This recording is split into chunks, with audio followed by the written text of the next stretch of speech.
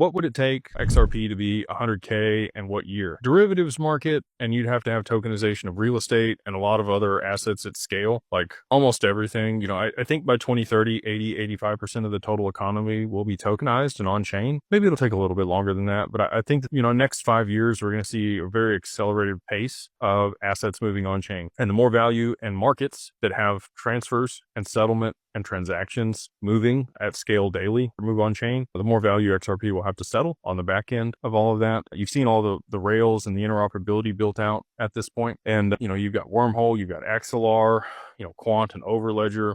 There's a lot of things that allow for interoperability between all these ecosystems and networks for the internet of value and distributed ledger tech to really do what it's supposed to do. So you need derivatives, you need real estate, some of the things that I think aren't going to happen at least for another couple of years. And once you have full clarity or visibility on all of the risk associated with derivatives and people can underwrite that and understand, where the problems are, I think you'll get a greater adoption of derivatives. Right now, you can't even quantify the derivatives market. It's somewhere between 400 trillion and $4 quadrillion.